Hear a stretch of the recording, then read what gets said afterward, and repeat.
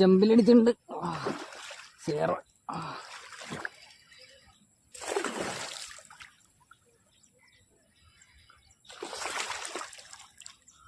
അത് നമുക്കൊരു ഫോളോ വന്നിട്ടാ.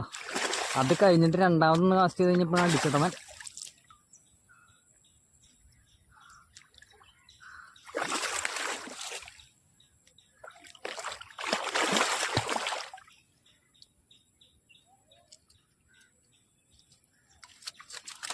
കുഴപ്പമില്ല.